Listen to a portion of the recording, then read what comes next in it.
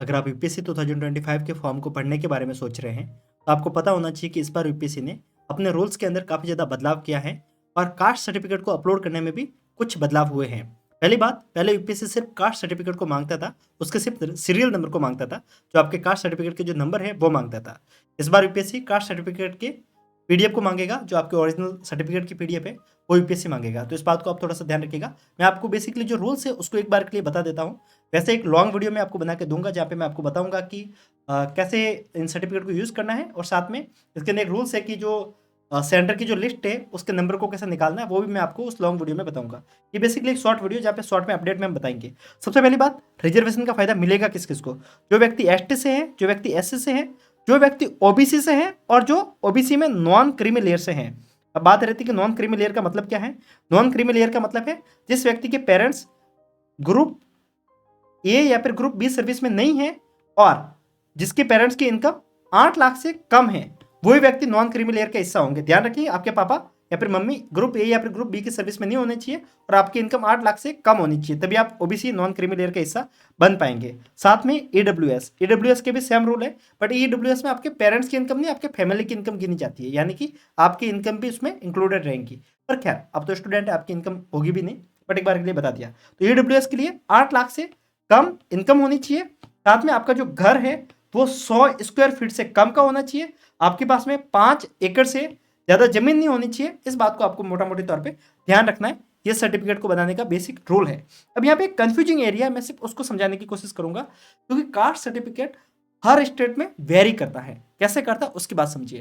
Like EWS के लिए अगर आप सर्टिफिकेट बनाने जा रहे हैं या फिर ओबीसी में नॉन क्रीमी लेयर का सर्टिफिकेट बनाने जा रहे हैं और आप यूट्यूब पे वीडियो देखेंगे तो काफी लोग उसका फॉर्मेट बता रहे हैं किस तरीके का कास्ट सर्टिफिकेट है। अब आप ध्यान रखिए कि हर एक स्टेट में ये दिखने में अलग हो सकता है। राजस्थान में अलग हो सकता है, बिहार में अलग हो सकता है, यूपी में अलग हो सकता है। आप बात करोगे सर्टिफिकेट तो सेंटर का है, तो फिर अलग अलग क्यों? क्योंकि हर एक स्टेट में सर्टिफिकेट को बनाने वाली एजेंसी तो आखिरकार स्टेट ही है ना। स्टेट का डीएम ऑफिस है, वही बनाएगा ना। तो सीधी सी बात है, डीएम या फिर एडीएम ऑफिस है वही बनाएगा, तो वहां पे वो अलग बन सकता है। तो आपको घबराने की जरूरत नहीं है। अगर आपको जरा सा भी डाउट है कि आपका सर्टिफिकेट वैलिड है या नहीं है, तो आप सिर्फ एक काम कीजिए, आप आपके डिस्ट्रिक्ट के एडीएम ऑफिस जाइए और वहां जाके एक बार के लिए कंफर्म करवाइए कि ये मेरा सर्टिफिकेट सही है या नहीं है। मैं आपको आगे और इन्फॉर्मेशन को बताता हूँ, बट उससे पहले एक गुड न्यूज भी आपको शेयर करना चाहूंगा। देखिए, अगर आप यूपीएससी के लिए तैयारी कर रहे हैं और आपको बार बार डाउट आ रहे हैं प्रिपरेशन को करते वक्त, लाइक पीवीक्यू कैसे सॉल्व करें, आंसर राइटिंग कैसे करें, आंसर चेक कैसे करवाएं, तो इसके लिए हमने आपके लिए बिल्कुल फ्री ऑफ कॉस्ट कोर्स रखा है, चैट जीपीटी फॉर यूपीएससी। इस कोर्स में हमने बहुत डिटेल में बताया है इन चीज़ों को आप बिल्कुल फ्री ऑफ कॉस्ट कैसे सीख सकते हैं। ये कोर्स आपके लिए बिल्कुल फ्री ऑफ कॉस्ट है। इसकी लिंक आपको डिस्क्रिप्शन में देखने को मिल जाएगी, आप जाके एनरोल कर सकते हैं। एप्लीकेशन को डाउनलोड कीजिएगा, वहाँ पे आप अपना रजिस्टर कर लीजिएगा, फिर वहाँ पे इस कोर्स के एनरोल कर लीजिएगा। एनरोल करते वक्त आपसे 1 रुपये का टोकन अमाउंट मांगा जाएगा। आप सोचेंगे फ्री बोल के 1 रुपये का टोकन अमाउंट क्यों? ऐसे तो 1 रुपये की कोई कीमत ज़्यादा है नहीं, क्योंकि 1 रुपये को रखने के पीछे सिर्फ एक कारण है। एक तो हमें आपका रजिस्ट्रेशन करना है, क्योंकि आप बिना रजिस्ट्रेशन के आप डायरेक्टली कोर्स के साथ में एनरोल नहीं हो सकते। दूसरी बात, आप 1 रुपया देंगे तो आपके दिमाग में हमेशा चलता रहेगा कुछ तो पे किया है, और वो जो पे करने का जो साइकोलॉजिकल प्रेशर है वो यहाँ पे काम करेगा। तो इस बात को आप थोड़ा सा ध्यान रखिएगा। साथ में हमारा एक पेड कोर्स है, अगर आपने अभी तक एनसीईआरटी को ढंग से नहीं पढ़ा है तो आप हमारे पेड कोर्स के साथ में जुड़ सकते हैं, जो कि यूपीएससी शून्य से शुरुआत है। अगर आपने अभी तक एनसीईआरटी को कंप्लीटली नहीं पढ़ा है या फिर अभी आप प्रीलिम्स की तैयारी कर रहे हैं और आपको एनसीईआरटी में दिक्कत आ रही है, तो आप इस कोर्स के साथ में जुड़ सकते हैं, जिसकी प्राइस है 599 रुपये। बट अभी रिपब्लिक डे के ऊपर इसके ऊपर भी सेल चल रही है, तो अगर आप अभी जल्दी में खरीदेंगे तो आपको इसके ऊपर भी ऑफर देखने को मिल जाएगा। साथ में यहाँ पर आप जब क्लासेस देखेंगे तो यहाँ पर आपको सिर्फ क्लासेस नहीं मिलेगी, यहाँ पर आपको 90 डे चैलेंज भी मिलेगा, यानी कि 90 दिनों में एनसीईआरटी को कैसे पढ़ना है वो भी हमने बताया है। ये उन लोगों के लिए जो 2026 या फिर 2027 के लिए तैयारी कर रहे हैं। जो लोग 2025 के लिए तैयारी कर रहे हैं, आप सिर्फ क्लासेस देखिए और जल्दी से आगे बढ़िए, क्योंकि आपके पास में अभी इतना टाइम नहीं है। साथ में यहाँ पर हमने NCERT 90 day challenge plus NCERT के क्लासेज, एनसीईआरटी के नोट्स, एनसीईआरटी की पीडीएफ और एनसीईआरटी के टेस्ट ये इंक्लूड किया है। साथ में प्रिपरेशन को शुरू कैसे करना है, प्रिपरेशन को लेकर बेसिक डाउट क्या होते हैं, वो भी हमने यहाँ पे अपलोड किए हैं। साथ में यहाँ पर आपको 1-to-1 मेंटरशिप की सुविधा देखने को मिलेगी। कोई भी डाउट है आप डायरेक्ट मेरे साथ में आकर डिस्कस कर सकते हैं। आपको अगर मेरे से पर्सनली बात करनी है तो आप इस कोर्स के माध्यम से जुड़कर आप डायरेक्ट मेरे से भी बात कर सकते हैं। ये कोर्स भी आपको डिस्क्रिप्शन में एप्लीकेशन की लिंक मिलेगी, वहाँ पे देखने को मिल जाएगा। तो फिर से आते हैं वीडियो के मुद्दे के ऊपर, ठीक है। तो बेसिकली हम बात कर रहे थे, ओके वीडियो के ऊपर आगे अपन यहाँ पे बात कर रहे थे कास्ट सर्टिफिकेट को लेकर। सो ओबीसी और ईडब्ल्यूएस इनके जो सर्टिफिकेट है वो स्टेट टू स्टेट थोड़े वेरी करते हैं, तो आपको डरने की जरूरत नहीं है।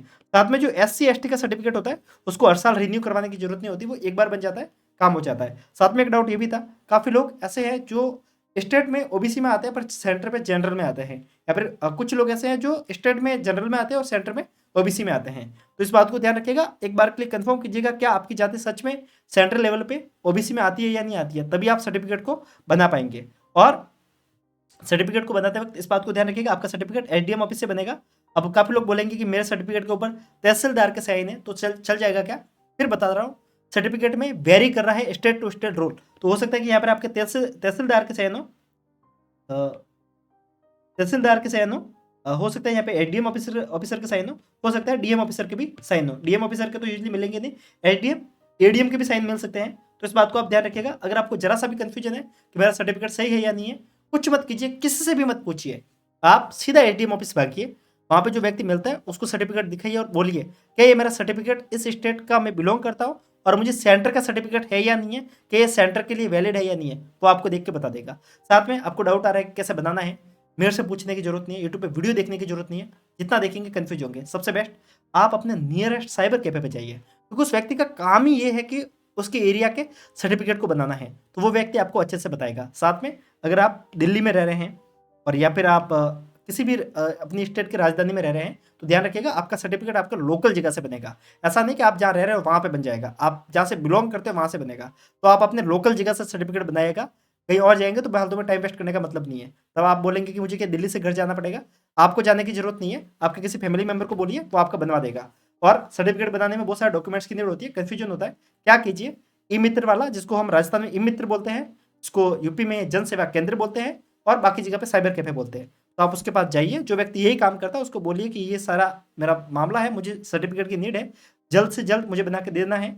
तो कितने दिन में देगा, तो उसको आप थोड़े एक्स्ट्रा अमाउंट पे कर लीजिए। अगर वो आपको 200 में बना रहा है तो उसको 300 रुपये दे दीजिए, बोल के मुझे जल्द से जल्द ला के दे, प्रायोरिटी पे मेरा काम कर। और प्रायोरिटी पे मेरा काम करने के लिए जो हो सकता है उसको कीजिए। मतलब ये ई मित्र वालों को बोल रहा हूँ, क्योंकि ई मित्र वाले आपको सारी हेल्प करते हैं, लाइक डॉक्यूमेंट्स को इकट्ठा करने में, सारे डॉक्यूमेंट्स कौन कौन से लगेंगे वो आपको सारी हेल्प करते हैं। वैसे रूल्स के अकॉर्डिंग 200 रुपये होते हैं, तो वो अपने अकॉर्डिंग काम करेगा, उसको बोलो मुझे पर्सनल हेल्प कर, भले आप 50-100 रुपये एक्स्ट्रा दे देंगे तो आपका काम जल्दी होगा। तो इस बात को आप थोड़ा सा ध्यान रखिएगा।